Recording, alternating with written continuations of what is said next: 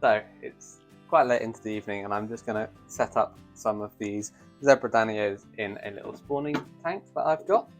So what it is, I don't know if you can see, there's a mesh screen halfway through the tank and the eggs will fall through that and collect in the bottom and the fish won't be able to get to them and eat it. I've got some moss in there, just pulled it out from one of the tanks.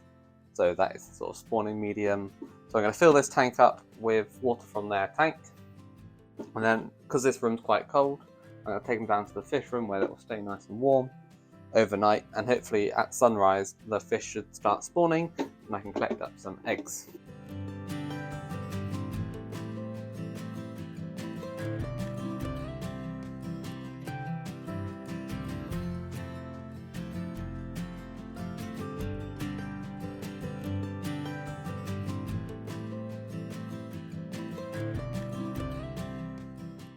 So now I've got water in the tank. Ooh, don't knock it over.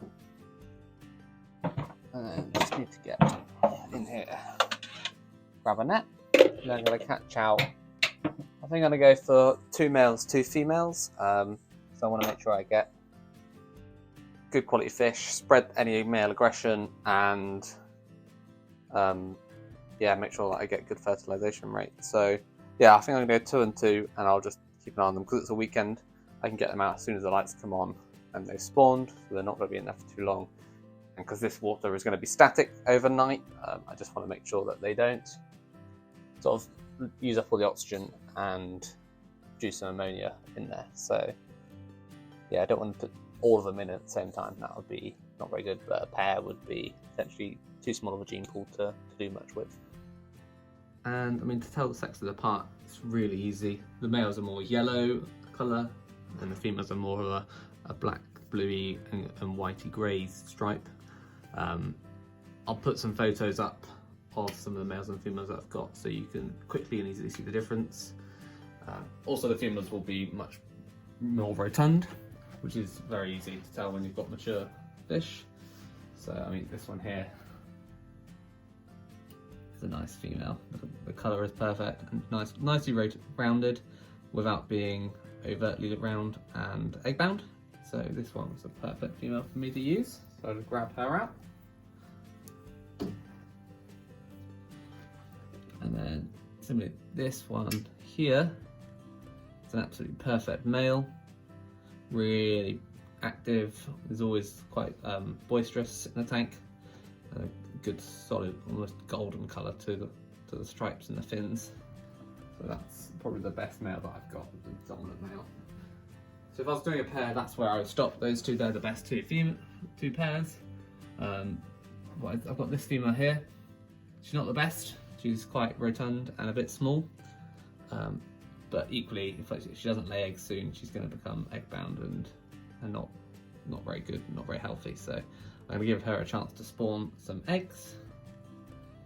And actually that one there is a second really nice male. So I'll pop the second male in. And then I'll just catch out that big female. Come on.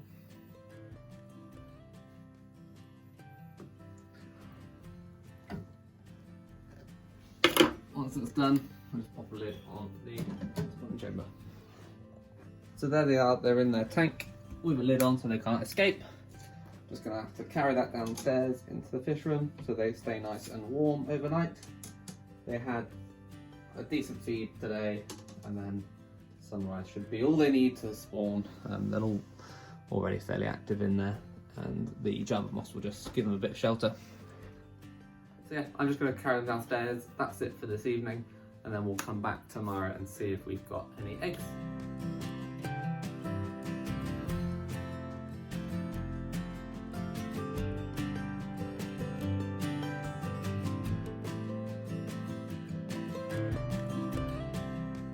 So it's the next morning and the Danios have done their thing.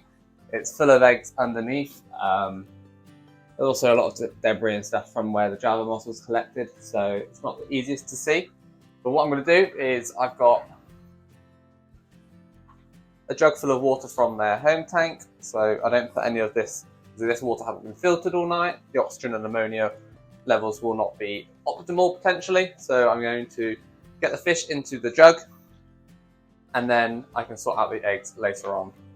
So to do that, I can just use this mesh as a screen, as a net. Just pour the fish out into a jug, which I'll leave that on there. Stop them jumping out. I've filled it quite low because obviously they're only going to be in this for a second while I take them up back to their tank, and then they can go back in there for the rest of their time. And then we can see how many eggs I've got.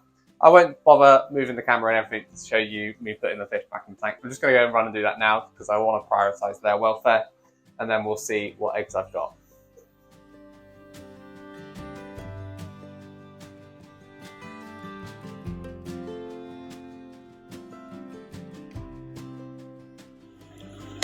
So here are some of the eggs.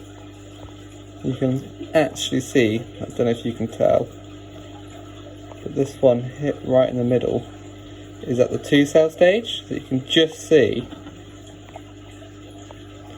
2 sort of round circles attached to the main yolk sac. So that one has just been fertilised probably about 20 minutes or so ago. Yeah, loads of eggs in there. There's even more this way.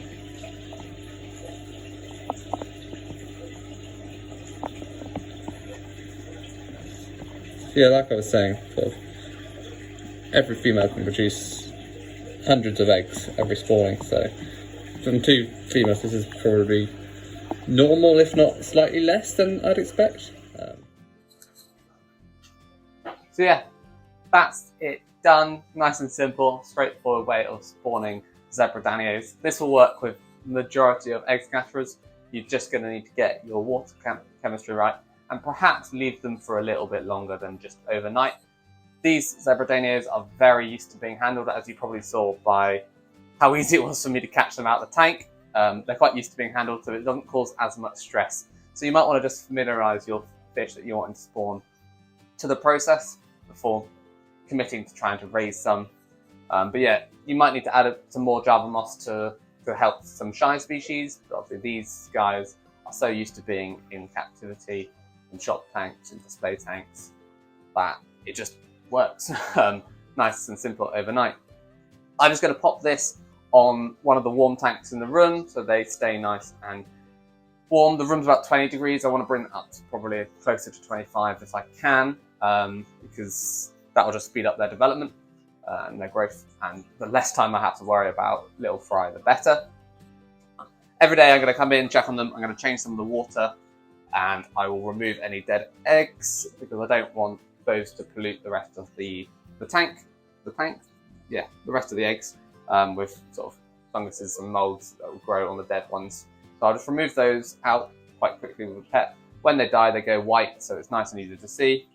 And then sort of 5 to 7 days time, they should be free swimming and ready for their first feed, where I will give them probably rotifers and some other sort of naturally occurring infusoria, whatever I've got really, and probably some really small powdered fry food as well. But I'll only do that around washing. So again, I'm not going to have filtration on this tank for a long time. So I just want to, if I'm going to be doing anything that's not going to stay alive in there, I'm going to feed them and then change that water about an hour later just to remove any waste. But yeah, I'm going to pop that onto a warm tank. I'm thinking this licorice grimy breeding tank will be an ideal option. And yeah, we'll come back and remove some of the unfertilized eggs tomorrow. So it turns out one of my videos on the original day of filming didn't record any audio. So I just wanted to add that this sort of process of spawning zebra danios happens all over the world in so many different research labs. These fish are used to help human health, the environment, development of really important drugs to treat human diseases, improve animal welfare, and countless other reasons. And they do it exactly the same way using these sorts of spawning tanks and pairing them up. I'll overlay some footage here that you can take a look at, and you'll see that there are males and females in each tank, and they're spawning eggs every morning. Well, not every morning, but sort of whenever they get set up. It's a really sort of great way of producing lots of eggs and really improving the knowledge that humans have on the world, really, in all sorts of different aspects. So yeah, it's not a new concept. It's done by a lot of people in all sorts of places. I'm just utilising it for my fish run. And it's going to work probably for all of your egg scattering fish. They just might need some encouragement. Something else that's really cool about the zebra Danio is that there's actually a sort of kind of like an albino, but it's a naturally occurring loss of pigment that you can select for in your genes. Exactly how the golden Danio is created for the aquarium trade. They've actually created one which doesn't have any pigment, and it allows them to actually see the development of the organs inside the fish as they're growing up, which is just fascinating. Hi everyone, so it's the next day and it's time to see how the eggs are doing. So I'm going to grab them from down here and pop them up here. Now some of them have unfortunately not sort of started to develop and have died. Well, I say died, they just haven't carried on developing. But there are lots of them that are fine. So what I'm going to do is I'm going to pick out all the ones that haven't survived and dispose of those so that I don't end up contaminating the rest of them. As you can see, there's these ones that have gone completely solid white. They just never started developing and have just gone. And then the ones that are still clear are healthy eggs that are developing normally. So I'm just going to go through with a pipette and take out any of the ones that are white.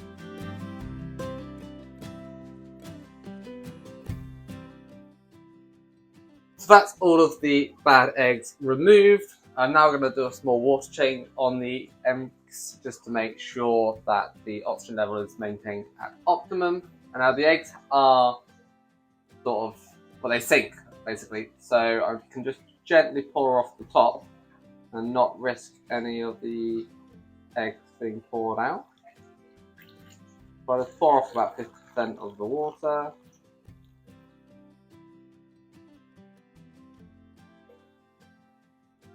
And then I'll go and collect the water from the tank upstairs. And here's some clean water, so I'll just pour that in.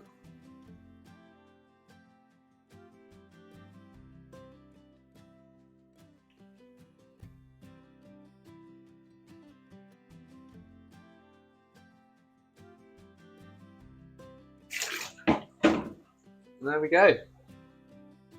They're sorted for another day. They can pop back down there. Now we'll keep doing this every day. Now I won't sort of show you all of that because that is tedious. We'll skip ahead to when they're actually ready to get feeding, and I'll show you how I'm going to go ahead and feed these guys. So yeah, let's go to that. So in here I do have some young zebra Danios. They're about a week old now and they are swimming around happy and healthy. I've got this clump of Java moss in here to act as sort of a refuge area for them, but it also came from a really mature tank, so it's going to be full of little tiny bits of live food for them, and I'll also be photosynthesizing in there because I'm keeping this under a light, so it will be producing oxygen in this little tub as well. So now I'm going to feed these guys. I'm going to clip on my macro lens to the camera, and then you can see what I can see.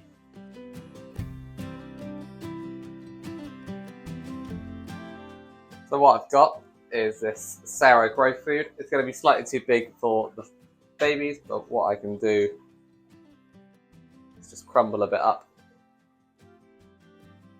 and make it into a powder.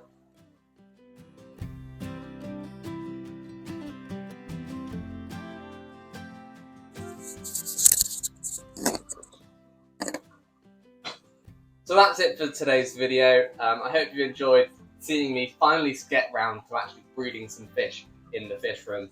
There is going to be obviously a lot more to come hopefully, and I will provide you an update on how these guys get on when they are a bit bigger or when I don't have any more because I failed. But either way, I'll let you guys know how I get on.